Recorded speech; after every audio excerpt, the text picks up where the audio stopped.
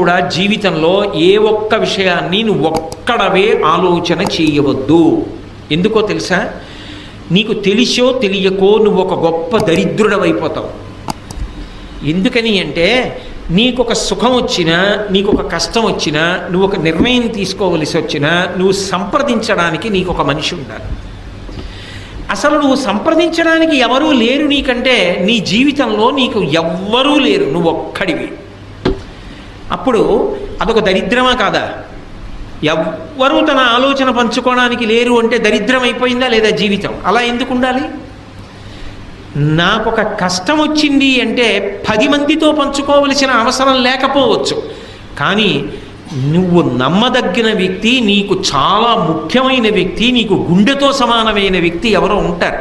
అటువంటి వాడు ఉండాలి జీవితంలో. ఉన్నాడు అంటే నీ కష్టసుఖాలలో పాలు పంచుకోవడానికి ఒక వ్యక్తి ఉన్నాడు. నువ్వు ఆయనతో పంచుకుని నిర్ణయం ఎలా చెయ్యాలని ఆలోచన చెయ్యి, చర్చ చెయ్యి. చేసినప్పుడు ఒక్కటి గుర్తుపెట్టుకో, నీ నిర్ణయం కాదు, అవతల వారు మంచి మాట చెప్తే దాన్ని అవతల దాల్చడానికి కూడా సిద్ధపడి సమాలోచన చెయ్యి. చేస్తే ఏమవుతుందో తెలుసా? కష్టంలో ఉన్నప్పుడు మనసు బరువుగా ఉంటుంది కాబట్టి బాగా ఆలోచించలేదు. ఒకటో పరిమితి.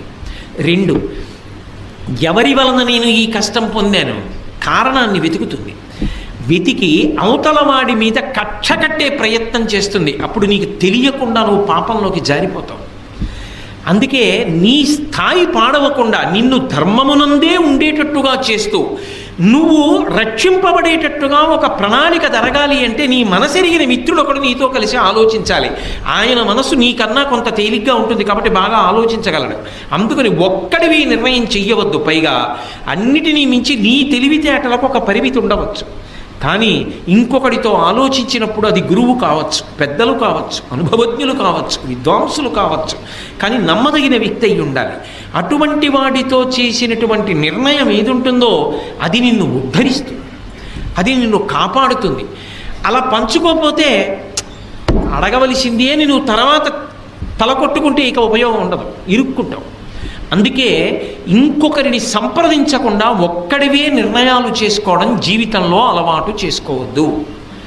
అయితే ఒక్కడివే నిర్ణయాలు చేసుకోవద్దు అంటే ప్రతి చిన్న విషయానికి ఇక అవతల వాడిని తినేయడం మొదలెట్టకూడదు. ఇక ప్రతి చిన్న విషయానికి ఏమండి నన్ను తెల్ల చొక్కా వేసుకోమంటారా, నల్ల చొక్కా వేసుకోమంటారా, లేకపోతే నన్ను దీపం 1 మాట పెట్టమంటారా, 2 మాటలు పెట్టమంటారా, పొద్దున చేయమంటారా, సాయంకాలం కూడా పూజ చేయమంటారా, ఇక అన్నాను కదా అని అలా అడగమని దాని ఉద్దేశం అది కాదు. ముఖ్యమైన విషయాన్ని సంప్రదించి నిర్ణయం చెయ్యవలసి వస్తే సంప్రదించి మాత్రమే నిర్ణయం చెయ్యి తప్ప ఒక్కడు నిర్ణయం చేసుకోవద్దు. ఇది ఎక్కువ అలవాటు ఎవరికి ఉన్నది? ధృతరాష్ట్రుడికి.